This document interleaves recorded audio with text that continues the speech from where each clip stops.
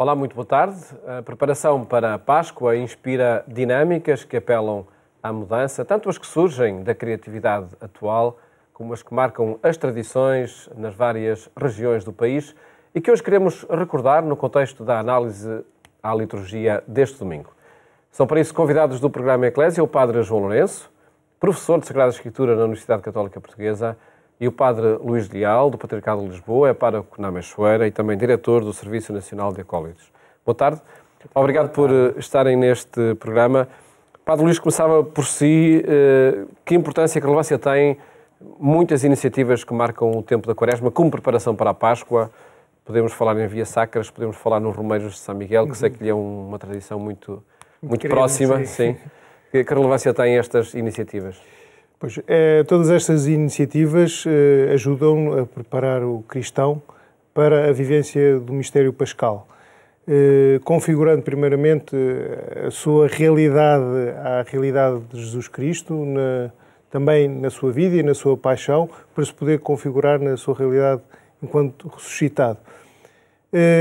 E prepara o homem desde já no seu coração e na sua vida. E todos esses exercícios servem para isso mesmo, para o homem tomar consciência de si próprio, para melhor poder viver esse mistério com Deus e em Deus.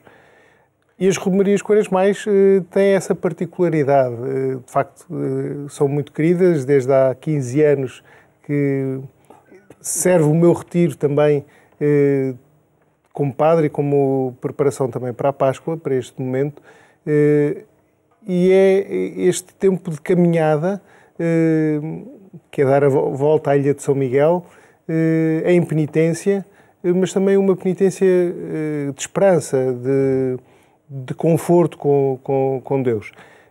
Como é que descobriu essa proposta como semana de retiro e como preparação para a Páscoa?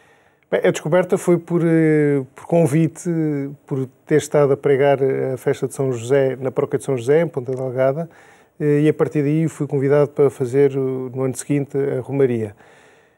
Que assim aconteceu, ao contrário do que esperava, porque não é a minha cultura, não é o meu estilo até de espiritualidade. O que é certo é que aí descobri uma realidade que sabia e que já tinha vivido, claro, mas que ali com uma grande profundidade, que foi o silêncio. O silêncio orante. Enquanto se canta as Ave-Marias, enquanto se faz o percurso, o silêncio que nos vai moldando também na nossa caminhada como homens, não apenas naquela semana, mas como homens. E essa descoberta, então, proporciona tudo o resto. Padre João Lourenço, há aqui uma inspiração bíblica em muitas destas iniciativas também, essa caminhada do povo no deserto, rumo à Terra Prometida, podemos dizer que é um ambiente para muito do que se faz hoje? Ora, muito boa tarde aos nossos telespectadores, saudando também aqui o meu colega de diálogo e naturalmente o nosso interlocutor mor. Claro que estas iniciativas festivas, mais num clima de festa, mais num clima descrito aqui agora pelo Padre Luís Leal, penitencial, da reconciliação, todas elas têm inspiração bíblica. Mas eu creio que aquelas que nos são mais próximas não têm propriamente uma inspiração veterotestamentária, não é? Se nós formos aos nossos crentes e porventura até aos nossos pastores perguntar muito do que é isso da caminhada no deserto, creio que não seremos felizes com as respostas que vamos ter. Portanto, mas não se encontram referências culturais ou, enfim, eu acho que não. Eu acho que, sim, eu acho que encontram referências culturais, etc., mas fundamentalmente nas vias sacras, que são por si alguma coisa que, enfim, está um bocadinho na alma da espiritualidade da Quaresma e tem uma tradição antiga. A via sacra remonta aos princípios da Idade Média e de grande difusão, principalmente aqui no Ocidente, mas hoje em dia alargada a toda a Igreja, e que se enquadra exatamente como o objetivo, que era também o objetivo original de fazer a peregrinação aos lugares santos. A peregrinação nas origens cristãs, século VI, século IV, ir aos lugares santos era para pisar, seguir os passos de Jesus e estar nos lugares por onde ele realizou o seu mistério pascal. As pessoas, é interessante que as pessoas, nessa peregrinação, o centro da peregrinação nunca esteve, por exemplo, ir à Galileia, estava a ir a Jerusalém, exatamente, ou a Jericó, que era o momento da subida, e depois ir a Jerusalém, que era exatamente a experiência pascal. Por exemplo, Igéria, finais do século IV, deixa-nos uma belíssima narrativa de tudo quanto diz respeito à vivência cristã na Igreja de Jerusalém, passando inclusive pela Quaresma. Portanto, as tradições quaresmais, se assim podemos dizer, espelham-se muito bem nesta viagem, nesta peregrinação, nesta pequena peregrinação que são as vias sacras, traduzidas nas nossas mentalidades, na nossa cultura também ocidental, nas procissões de Ramos, que percorrem a Semana Santa. Eu sou natural de uma terra onde ali à volta há muitas freguesias, muitas paróquias, as cidades, as vilas, quase todas têm procissão de Ramos, e isto era muito vivido, e ainda hoje é. É verdade que hoje há uma tradição nestas celebrações de ir ver, ou seja, assiste-se a isto como ir ver, e ver a via sacra pública. Se for dentro da igreja é para participar, se for na rua é para ir ver, e ver a procissão de Ramos, enfim. Mas não se trata propriamente de ir ver, não são exatamente, eventos. O problema é que passou-se da dimensão vivencial, religiosa, participativa, de um movimento, um dinamismo próprio de adesão àquilo que significa, ou teologicamente pode significar, a paixão de preparação para o mistério pascal, ressurreição de Cristo.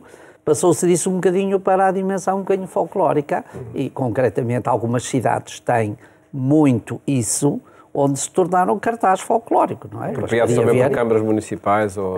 dimensão turística. E uma dimensão, basta ver, por exemplo, as celebrações que têm, no fundo, um grande sentido, eu diria, espiritual, mas hoje transformaram-se, estou a lembrar-me, enfim, as celebrações da Semana Santa numa cidade como Braga e como outras, têm de facto, elas no fundo têm uma dimensão espiritual muito importante, e é nisso que nós devíamos privilegiar. E esse mas é o hoje desafio, em dia a maioria das pessoas vão a estas coisas para estar na berma da estrada a contemplar os figurinos que vão passando, que enfim, na maioria dos casos não ligam com o acontecimento pascal, mas ligam com a curiosidade ou o estranho do que está a acontecer. Mas mesmo na berma da estrada pode ser uma ocasião excelente de comunicação. Pode haver. Eu não ponho isso em causa, bem pelo contrário. Eu acho que não estou a dizer que essas celebrações... Eu estou simplesmente a fazer um convite, e acho que é muito importante, que tudo isto tem grande sentido se estiver associado a uma espiritualidade profunda que move as pessoas a aderirem a um acontecimento recriado. Porque é exatamente isso. Uma celebração é recriar o acontecimento. E só se recria o acontecimento envolvendo nele aqueles que nele participam. Senão torna-se um espetáculo para assistir. E, de facto, há muita gente que vai. E se depois, ao fim, eu quase sempre, todos os anos, quando vou à minha terra na altura da Páscoa, ouço contar, as pessoas não contam nada do que viveram. Contam as imagens que viram na estrada, um bocado, que eles contemplaram e que acharam bonitas e curiosas. Há de ser de uma experiência muito diferente esta, por exemplo, que os romeiros fazem, não é? Sim, sem dúvida nenhuma. Embora também possa correr atualmente algum risco de alguma curiosidade etnográfica, até turística.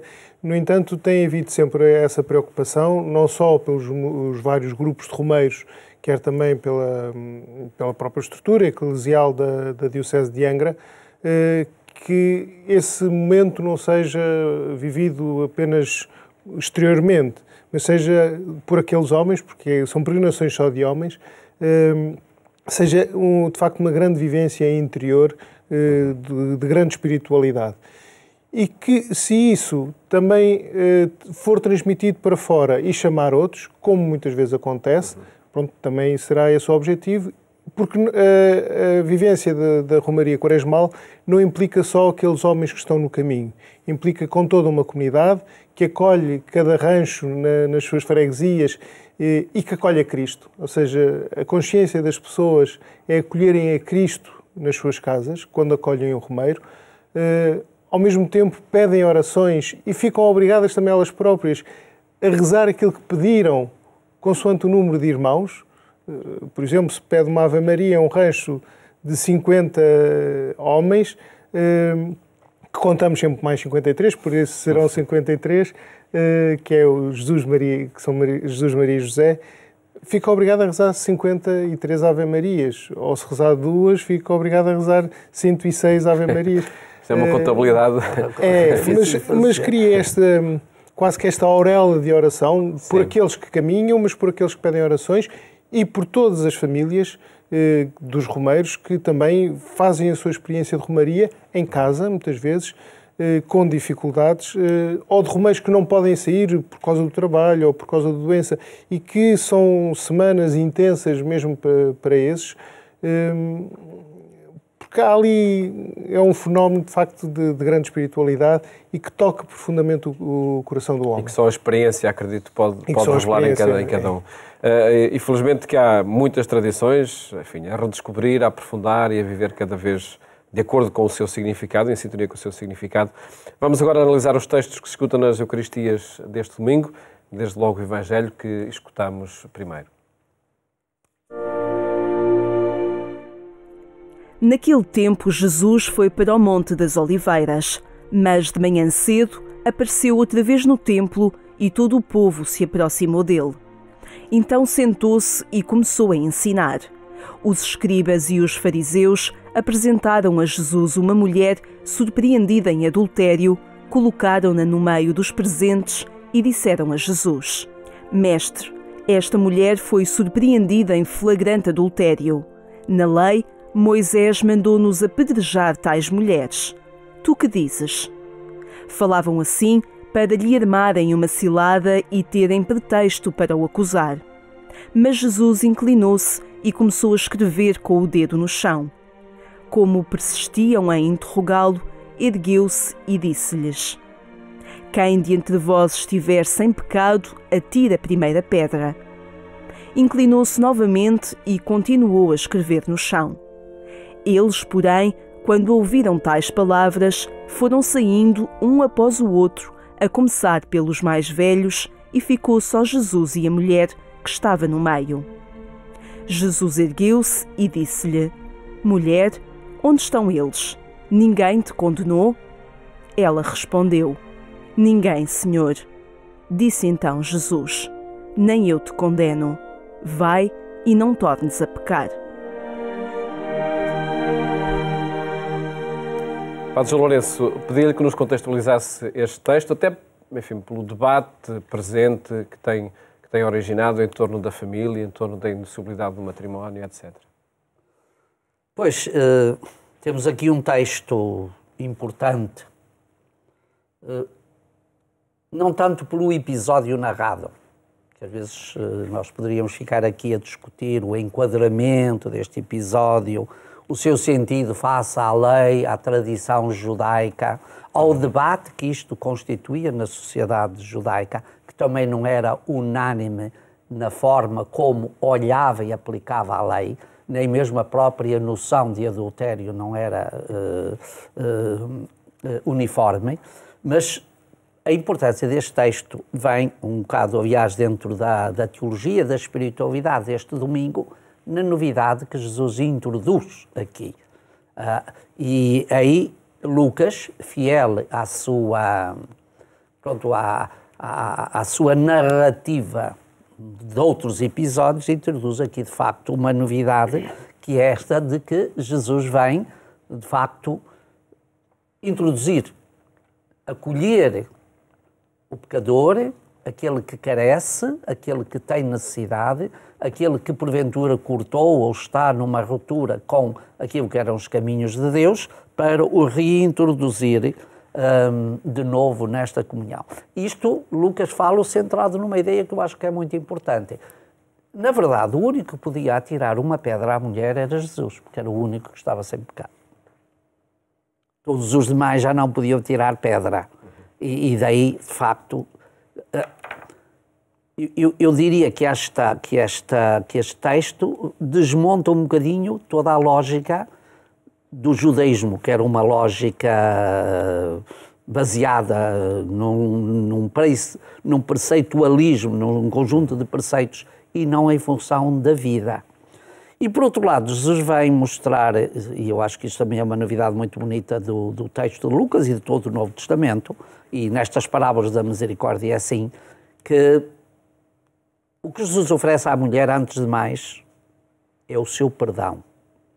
Nem lhe pede arrependimento. Jesus oferece o perdão à mulher, porque é o perdão que reconcilia. O arrependimento, ou o renovar, olha, depois não voltas a pecar mais, é a consequência, é o resultado, é o estado em que se fica depois de se obter o perdão. Se tu és perdoado, estás em condições de mudar de vida. Se não foste perdoado, não tem. Portanto, esta lógica não é a lógica matemática. O arrependimento, perdão, não. É o contrário. É o perdão, arrependimento. E isto, de facto, é uma novidade face ao judaísmo. O judaísmo, para que o homem ou o pecador obtivesse o perdão de Deus e reconciliasse, primeiro tinha de refazer, tinha de se miseravelmente, como às vezes nós pensamos na espiritualidade, era aqueles cenários todos que nós conhecemos, muito próprios da cultura e, enfim, do espetáculo, tinha de fazer tudo isso. E então depois seria perdoado. No cristianismo, o perdão é o primeiro dom que Deus tem a dar para que aquele que porventura percorreu caminhos menos conformes à sua vontade encontre um caminho novo. E então depois vai iniciar o caminho novo. Padre Luís, de que forma é que esta novidade do perdão vai sendo o ponto de partida para a presença da Igreja nos tempos atuais? É a grande novidade e que deve acontecer, antes de mais, nas nossas comunidades. Vemos aqui, de certa forma, uma comunidade religiosa judaica que apresenta aquela mulher, que acusa aquela mulher, e depois temos Jesus Cristo que lhe dá, como o Padre João Lourenço dizia, que lhe dá o perdão. E muitas vezes é o que acontece também nas nossas comunidades, que é apresentado a alguém ou a grupos de pessoas acusatoriamente como pecadores porque fazem isto ou pensam daquela forma. E quando a comunidade por si devia ser uma comunidade cristã, ou seja, a imagem desta imagem de Jesus Cristo, ser uma comunidade capaz de acolher. Nós temos um ditado popular que é: diz-me com quem andas, dir-te-ei quem és. Se formos por aí, Nosso Senhor fica muito mal visto. Por isso, mas é capaz de transformar essas situações. Exatamente, ou seja, acolhe não para se fazer como eles, mas para os transformar, para os renovar. Vamos ao texto da primeira leitura, que é escutada nas Eucaristias deste domingo, de Isaías. Vou abrir um caminho no deserto. Que novidade é aí também apontada? Pronto, esta primeira leitura é um texto de Isaías que vem na sequência do regresso do exílio, ou seja, do regresso da Babilónia, regresso à pátria. Este regresso, este processo é entendido pelo profeta e por outros textos bíblicos como um reencontro, uma novidade. Não é apenas para vir refazer o que encontraram destruído, mas é para viverem agora que Deus não os abandonou, como porventura muitos tinham pensado. A ida para o exílio era um abandono, os profetas vão dizer não, é um tempo de reconciliação, de recomeçar. E este texto vem exatamente um bocadinho isto. Aliás, a teologia profética sempre aposta nesta novidade. Deus tem uma novidade, não é uma mera teologia legalista. Fazes assim, levas assado. Cometeste isto, tens a mesma coisa. Não, a teologia profética sobre isto é sempre a teologia da gratuidade. E o que Isaías anuncia aqui é exatamente Deus, mesmo que o povo foi infiel, esteve no exílio, mas ele continua a manter a sua gratuidade, o seu amor. Portanto, esta novidade é o testemunho do amor de Deus pelo seu povo. Eu ia sugerir ao Padre Luís Leal que avançasse já para o texto da segunda leitura, onde se aponta como bem supremo e como novidade suprema o próprio Jesus Cristo. Sim. São Paulo mostra, e aliás ele vive muito isso, essa dimensão de superar a si próprio e de se abaixar a si próprio para deixar que Cristo sobressaia em si. Ou seja, aquela renovação que nos fala Isaías ou que nos fala Jesus Cristo do perdão, isso aplicando a nós faz com que nós nos mudemos e que seja Cristo a viver acima de tudo em nós. Deixarmos de ultrapassar as nossas coisas que, como São Paulo diz, que são lixo, e deixar que Cristo atue e que viva verdadeiramente. Só assim é que seremos verdadeiramente cristãos, no verdadeiro sentido de sermos de Cristo, na nossa vida ser de Cristo e não sermos nós com o apêndice de Cristo. Não, é Cristo na nossa essência, na nossa realidade da nossa vida. Muito brevemente, Padre João, falar de Páscoa é falar deste bem supremo que é Cristo. Eu diria, falar de Páscoa é ter essa certeza de que Cristo é o bem supremo, mas dentro de um processo que está implícito na própria Páscoa. É esta corrida.